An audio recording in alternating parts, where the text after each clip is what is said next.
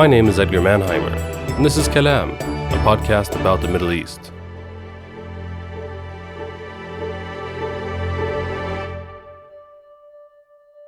And another day, I received 2 bullets in my thigh, and that was terrifying. 2 rubber bullets in my thigh. It's very painful, of course, and I was lucky that they didn't break my bone, because they could break your bones.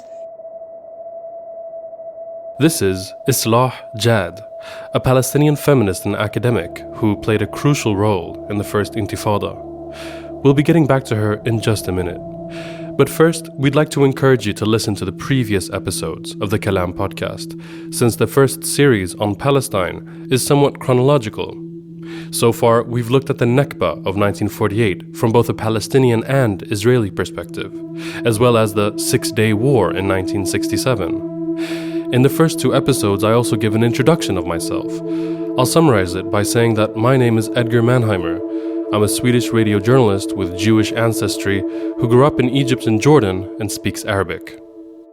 Today, we're looking at the First Intifada, the Palestinian uprising in the late 80s and early 90s, which shook Israel and the world. Largely non-violent, it tells a familiar story of Palestinian resistance and resilience coming out of setbacks and hardship. Here, I'm specifically talking about the bloody Lebanese civil war, which ended in the PLO being kicked out of the country.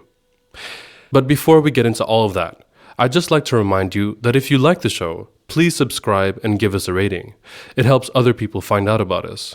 And if you want access to full-length interviews with all our guests, poetry and reading lists, and bonus episodes and content, or if you just want to support us, consider joining our Patreon community at patreon.com/kalampodcast for just $3 a month. Now, enough advertising, on to the show.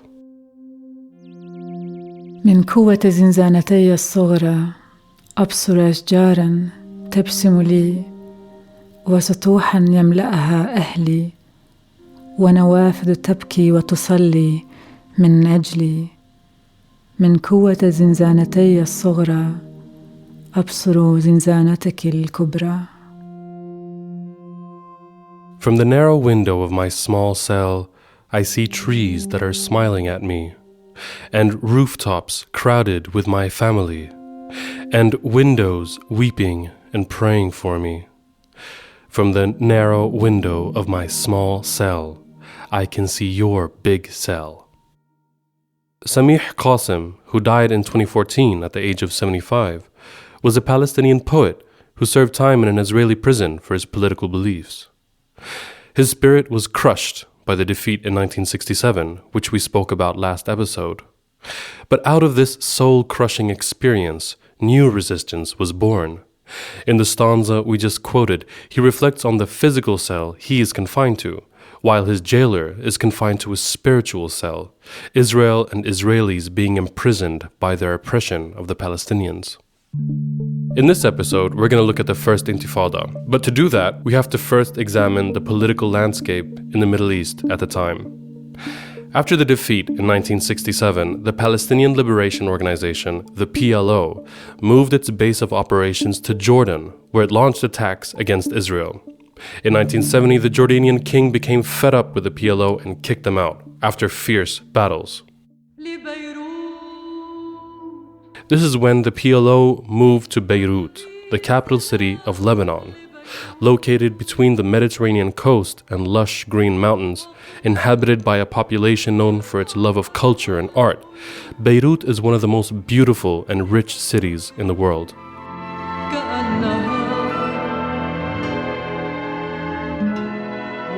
Many Europeans moved to the city in the 60s and 70s to escape bad weather, lousy nightlife, and inflation.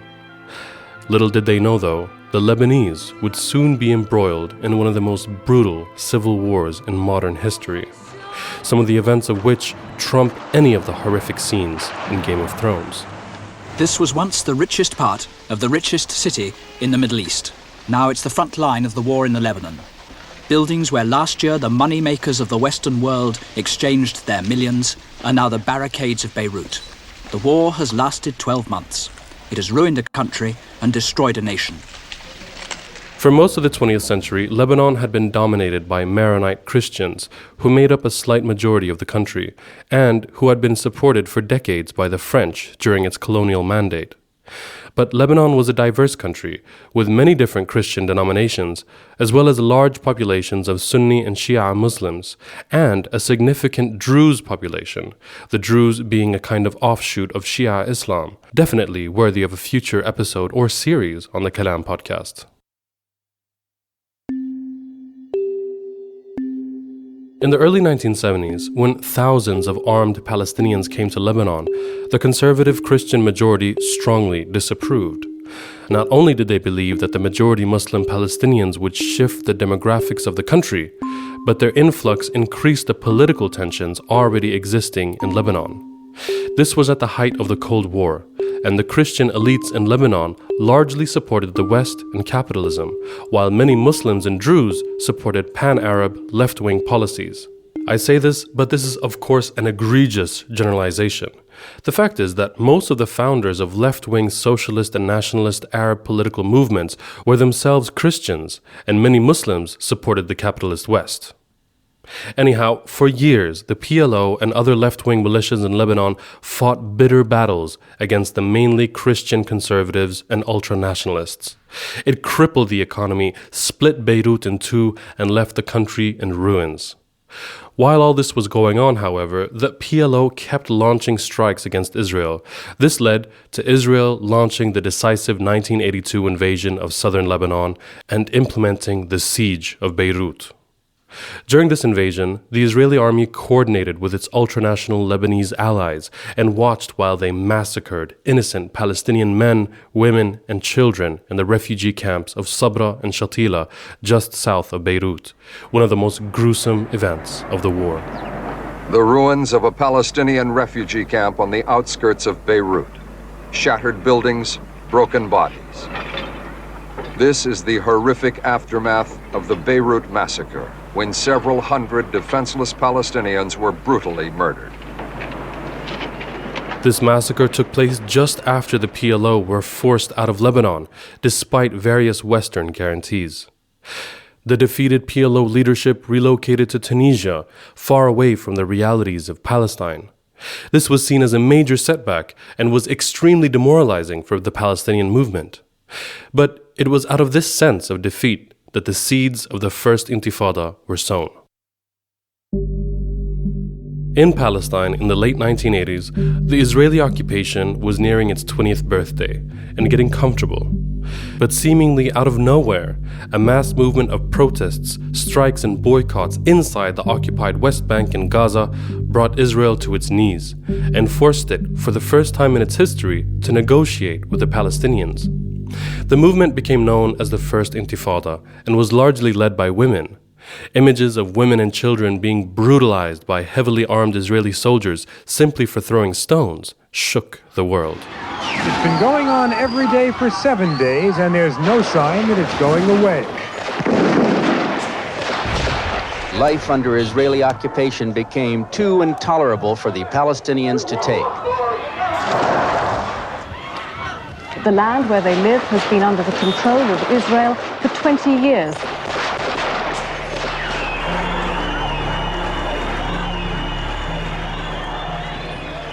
Islah Jad has for decades been a prominent member of the Palestinian women's movement and is an associate professor of political science at the Department of Women's Studies at Birzeit University in Palestine. Her book, Palestinian Women's Activism, Nationalism, Secularism, and Islamism, traces the role of women in the Palestinian liberation struggle for the past 100 years. We begin our conversation with recounting the large amount of work that preceded the immediate trigger of the uprising, the killing of 4 Palestinian laborers in Gaza when their car collided with an Israeli truck. Now, without further ado, here is Islah Jad. That was the trigger, but before the trigger, there was lots of work to prepare this, moment to endure, to be sustained, For example, when it comes to the women's movement, women, of course, they were active in their political parties, but the political parties were banned and they were working secretly underground. So there was this great invention that, led some activists to form what became known as grassroots organizations. By the late 1980s, Israel had banned most Palestinian political parties active in the West Bank and Gaza, and had jailed and exiled many of its leaders. But as Islah Jad says here, women were organized into what were called direct action committees that had plausible deniability when it came to accusations of party membership.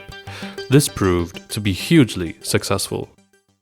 It's open kind of organizations to host many women, and you don't need to be a member in the political party to be part of these organizations.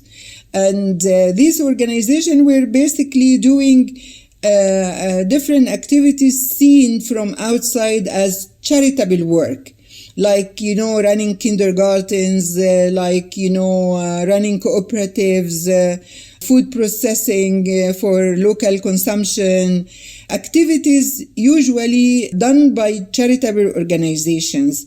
But the difference is that these activities were used as a tool to mobilize and organize women. So that's why we saw in the first uprising these huge masses of women in the streets, because they were in a way connected to these kind of organizations, and these kind of organizations shouldered actually the endurance and the sustainability of the first Palestinian uprising when it comes to women. Yeah. If we could back up a little bit and talk about the historical setting of where we are right now in the struggle for the liberation of Palestine. The First Intifada takes place in the late 80s, but before then, the Palestinian liberation movement has been embroiled in a really bloody and tragic civil war in Lebanon, and the Israelis ended up invading southern Lebanon in 1982, and the Palestinian official movement leadership had to move to Tunisia. So could you give us a kind of idea of where we are when this happens politically? Well, the deportation or the kicking out of the PLO and all political organizations belonging to the PLO out of Lebanon was a bit demoralizing for the people. It took place in 1982, and we are talking about the first uprising that took place in the late 87. And after Beirut, of course, there was the Arab Summit that did not mention anything about the question of Palestine, as if, the question was closed, and the PLO, refugees in a faraway country like Tunisia that hosted them warmly, but Tunisia is not Lebanon, and it's not Jordan, and it's not Egypt. Starting from 82, I could say that the political weight, moved into the occupied territories. That if we are waiting for Godot outside to come and save the Palestinian people, this will not happen.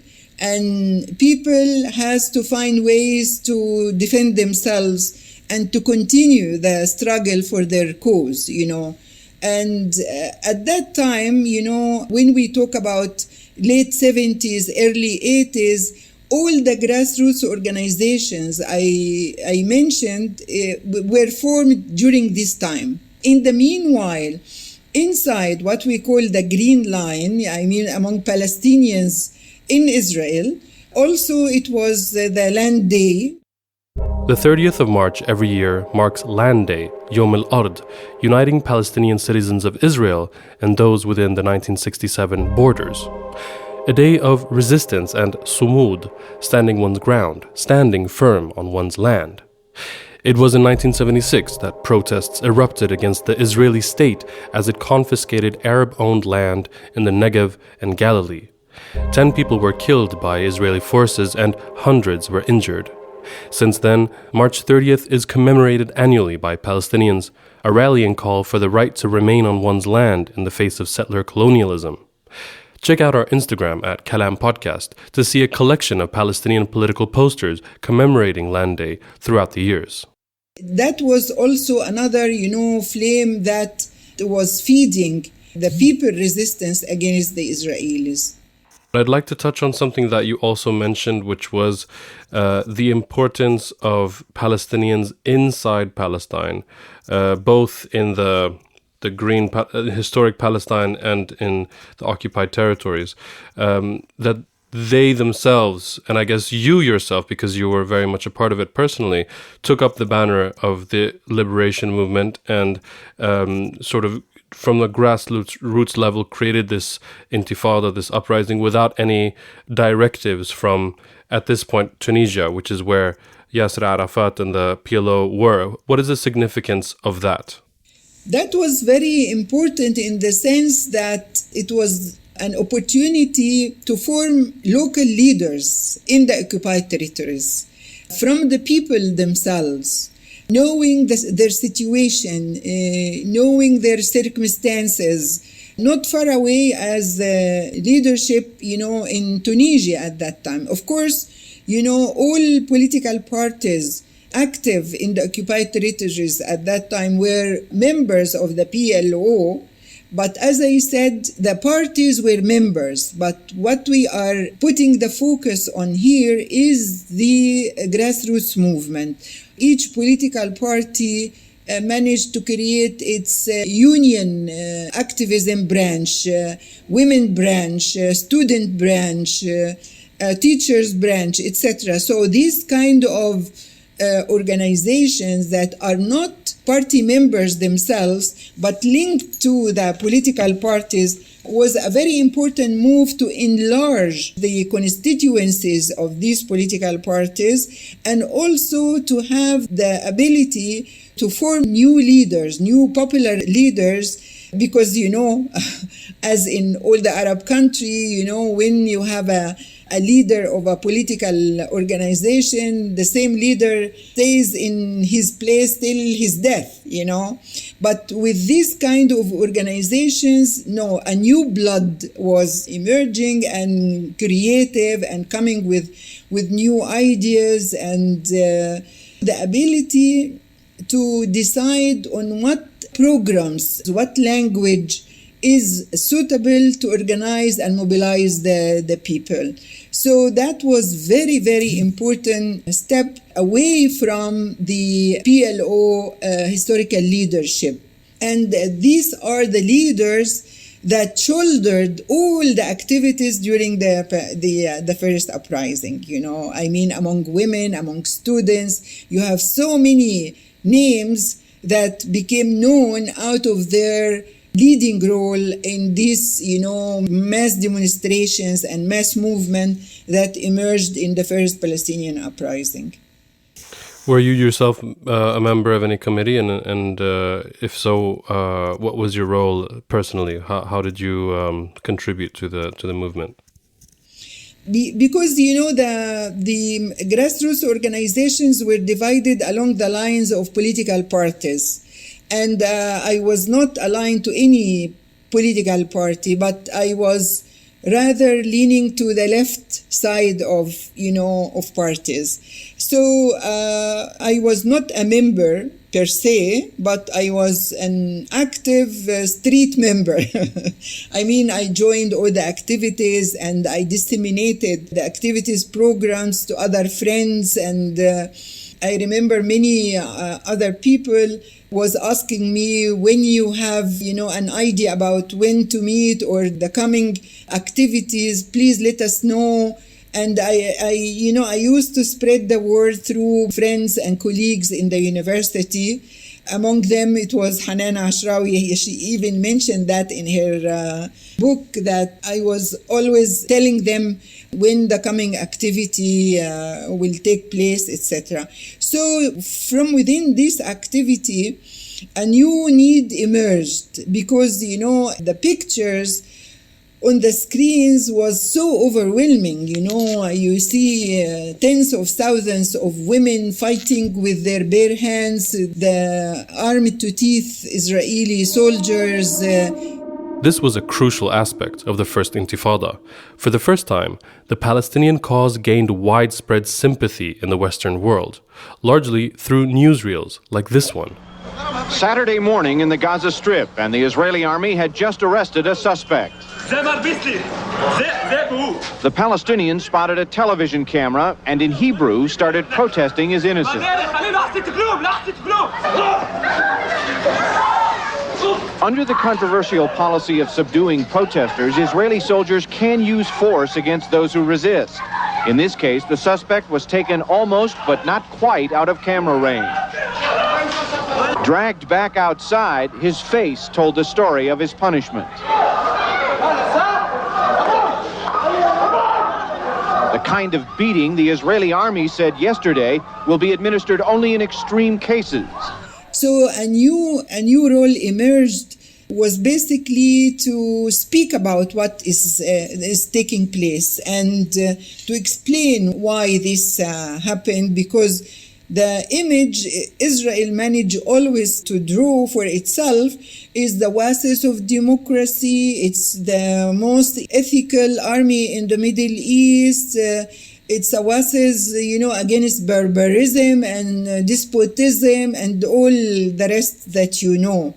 So the pictures were very strong. I mean, how come you can see a soldier armed to his teeth, running after a child or a young boy or a girl or a woman, civilian people, and breaking their bones, kicking their heads against the wall, killing, injuring. It was so shocking, to see this contrast between some civilians rejecting the oppression of the Israeli occupation and an army that is armed to its teeth, suppressing these civilians by all brutal and inhumane way. So the role that emerged is to speak about that, to explain why it's happening and what is the true nature of the Israeli occupation. And this is when we started to get involved. I mean, the people.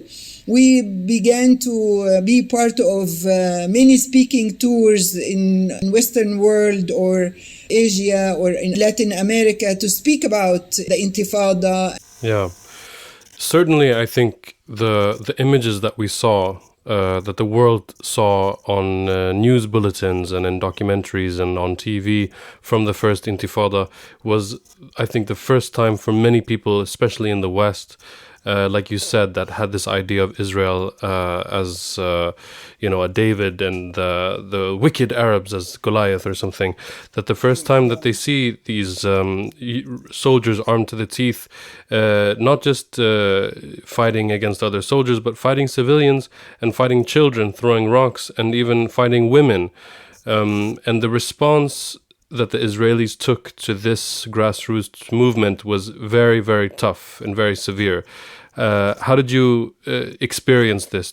Were you ever treated in such a violent, rough way when you were taking part in demonstrations, for example? Of course, I remember a situation where I was kicked by a machine gun by a soldier. He was holding his machine gun and pushing my chest and neck, with his machine gun. So we were struggling. I was trying to keep him away, and he was pushing, hard. So I don't know why. He was rather a small-sized soldier, and I was a bit taller than him. So suddenly I found his machine gun in my hand. And this is a moment I was terrified, because the first thing they will do is shooting. They will shoot at me because, they will think that I took his machine gun to kill him. So this is when I pushed him and he fell on the ground, and I left his machine gun on him. I threw it on him and I had to run away. They ran after me, but I managed to hide that day. And another day, I received 2 bullets in my thigh, and that was terrifying. 2 rubber bullets in my thigh. It's very painful, of course, and I was lucky that they didn't break my bone, because they could break your bones. And I managed also to jump into a small veranda and hide. And I remember that day when I entered the house that I was hidden in, the inhabitants of the house were deaf. So they didn't understand what is going on around them. So it took me some time to realize that they cannot hear me when I talk, or they cannot talk. So I had to make lots of signs, to explain to them what happened. And I had to show them the bullets I got in my thigh to know that I'm hiding. And I need them to help me in hiding. So these are the two moments I remember very well. But it was, of course, very scary, because when the army attacks the demonstrators, they shoot. Sometimes you never know if it's real bullets or rubber bullets or what sort of bullets, because even the rubber bullets they used excessively at that time.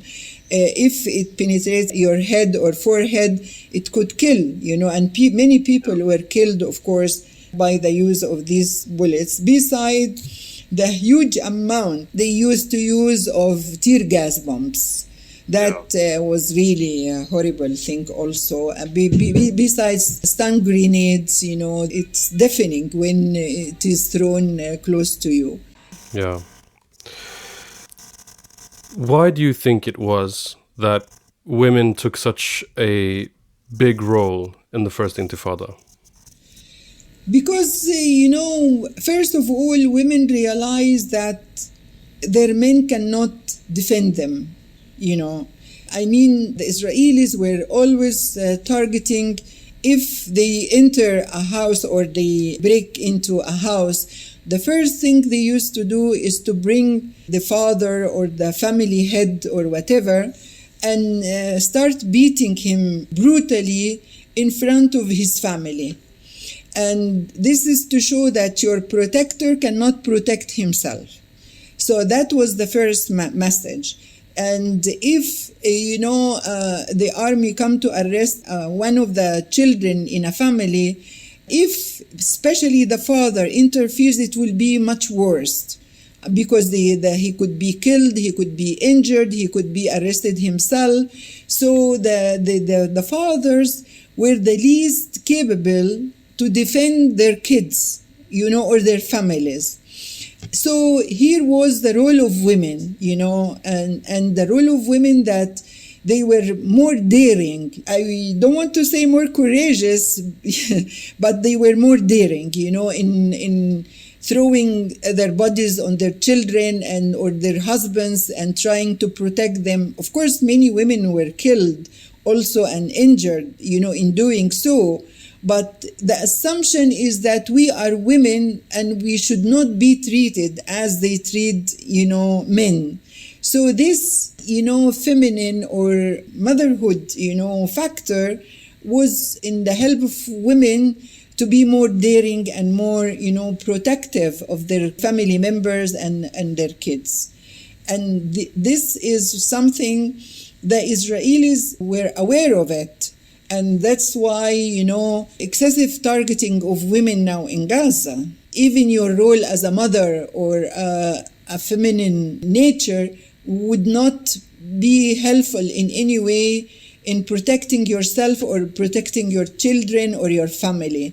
And also the excessive threat of raping in Israeli prisons, that if you resist, you will shame your family and you will be ashamed yourself, which is, of course, in the Palestinian context, it was a practice by the Israelis that resulted in an opposite result. For example, in Iraq, sometimes women who were raped in American prisons, some cases they committed suicide, or a few cases were killed also by their families because, they have been seen as, shaming the honor of their families. In the Palestinian context, it's the opposite.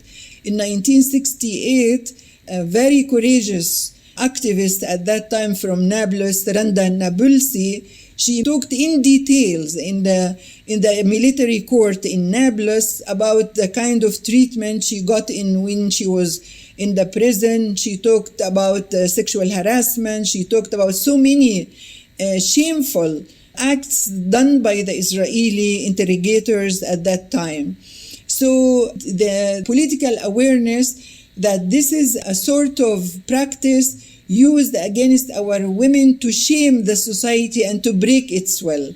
So the political parties at that time, played a major role in glorifying these women, and instead of shaming them, no, it was a practice to honor them and to present them as national icons full of pride and strong will to resist their occupiers. I know we've spoken for a long time. I don't want to take up too much more of your time. Okay. Thank you so much for participating. Another aspect of the Intifada was the boycotting of Israeli products, or if we could even speak about the economic resistance. And as far as I've understood, that was extremely effective because the Palestinian and Israeli economies were and are inseparable. I mean, they're completely intertwined because, you live under occupation, you use the same currency, you buy products from each other, you sell to each other. So when Palestinian vendors went on strike and said, we're completely doing the boycott, this really hurt the Israeli economy, and it was even more of an incentive to the Israelis to crack down on this movement. So how significant was this boycott movement, and how did it look like? During the first uprising, women played a major role in what became known as home economy. Cultivating your own garden. There were lots of organizations helping people to plant their own garden and to be, in a way, self-sufficient of what they need of vegetables or fruits or whatever. And women were very active in the call of boycotting Israeli products. Since as long as you have a Palestinian product, you should use it and do not use any similar Israeli product, because, Israel as an occupier and a settler colonial entity, part of its role was to erase your culture, to erase your identity, to erase even your history, of course. And one of the activities of erasure this way was the claim that the hummus, for example, is an Israeli made, that the falafel is an Israeli. So we saw in our markets lots of Israeli products that are originally Palestinians, like labani, for example, like hummus, like falafel, like many other products that belong to the Palestinian culture. And of course, beside that, they were really disgusting in a way that they are not tasty at all. But of course, they were cheaper. They were cheap in the market. And the market was open for all their garbage.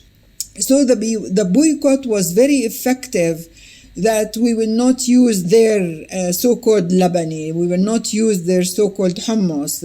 So this is our product, and we will kick out all Israeli products claiming that, they are suiting our taste or whatever. This boycott and strike movement was extremely effective during the First Intifada. The New York Times reported at the time that the Israeli Defense Ministry had lost $162 million and that the Israeli economy was in danger if the rebellion continued.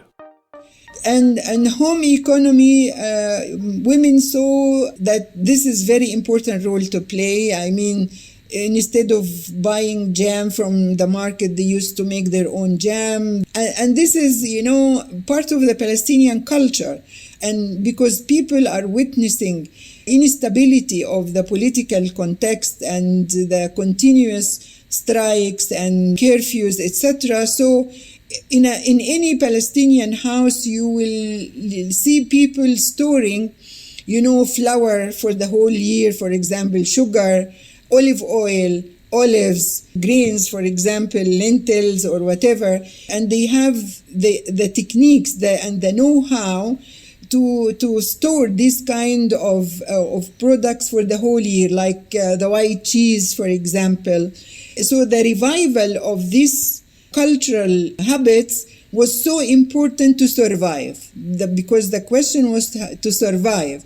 You know that if all the bakeries are closed, you can bake your own bread. I remember, for example, when I finished my master's degree from France and I came back to the West Bank in Ramallah, the first thing I asked my mother-in-law to teach me is how to make a dough, how to bake. And she was laughing at me, coming from Paris to learn how to bake. I said, of course, because, I need to feed my kids. And if I don't know how to make the dough or bake my bread, my kids will starve, So these are basic skills that you have to learn in order to survive. Sure. So if we return to the political context in which kind of the First Intifada ended up creating, which is the conferences in Madrid and Washington, and many people may think that kind of, Oslo is a bit different, and maybe we can get into that, but when it comes to the first sort of peace talks, serious peace talks in Madrid in 91 and Washington, I believe, in the same year or the year after, many of the people that represented the Palestinian delegation were the same grassroots leaders that had created and supported and popularized the First Intifada. A character, like you mentioned, Hanan Ashrawi, for example.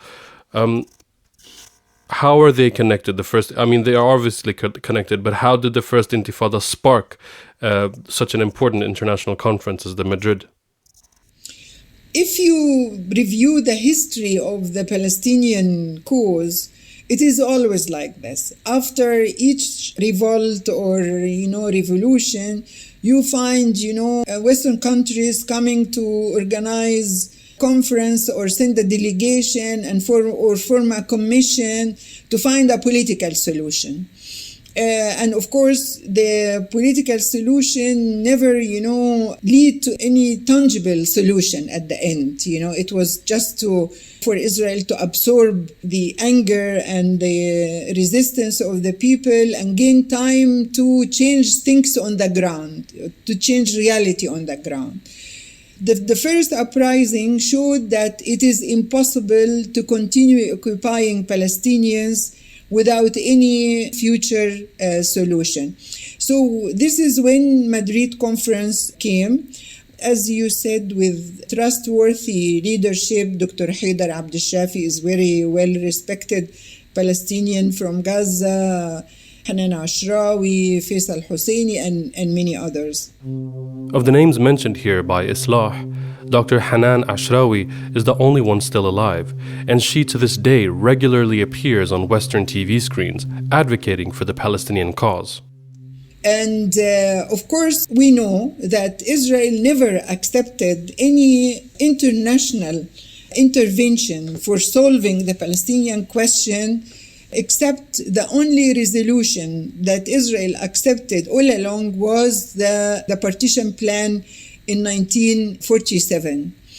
After this, Israel, worked always to change reality on the ground, which is gaining and confiscating and controlling more land and doing everything possible to strangle the people and push them out of their land. So the question was always having more land with less people. So the Madrid conference, didn't lead to any, as I said, tangible solution. The Israeli prime minister at that time wrote in his memoir that his plan was to keep the negotiations going for 10 years till he controls more land. So there was never a will to share the land with the Palestinians. The Zionist goal all along was to control the land and kick the people out. Yeah. Islah Jad, thank you so much for being a guest today. I'm going to let you go in just a second, but I thought if you want to give some conclusatory thoughts on what do you think the First Intifada means today in light of what's happening in Gaza and what's happening with the Palestinian international campaign for liberation. What's the legacy of the First Intifada? The first legacy is the people discover their power. First of all, that you discover really that you have lots of power, even if you are armless, if you don't have the most sophisticated arms, as your enemy is having, but you have your own strong will and your resilience, that you will never give up on your right. You will never give it up, because this land belonged to a people that lived on it for centuries, So this is number one. Number two is that when you are always struggling to regain your right, you have a moral power that it helps you to pay a heavy sacrificing price, because you have this moral power in you that keeps pushing you to claim your rights, even though with the most oppressive machine in front of you. So this strong moral ground is very important, and it gives you lots of power and gives you lots of courage that you should never give up on your right, and we should never give up on our rights. Thank you so much, Islah Jad, for being a guest on the Kalam podcast. It was a pleasure. Thank you. Thank you for having me. That was the Palestinian feminist and associate professor at Birzeit University, Islah Jad.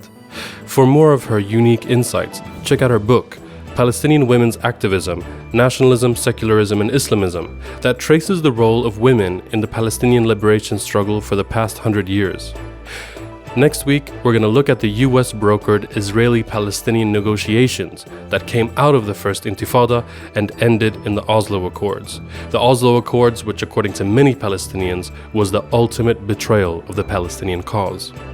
The collapse of the talks led to the much more violent and desperate Second Intifada and the rise of Hamas. With us next week to discuss all of this is the prominent Palestinian human rights defender Sahar Francis. Until then, follow us on social media at Kalam Podcast and join our Patreon club for exclusive content at patreon.com/Kalam Podcast. Kalam was written and hosted by me, Edgar Mannheimer. Research and production by Sam Karl Samra, poetry reading in Arabic by Khulud Saghir, and sound design by Arthur Mannheimer.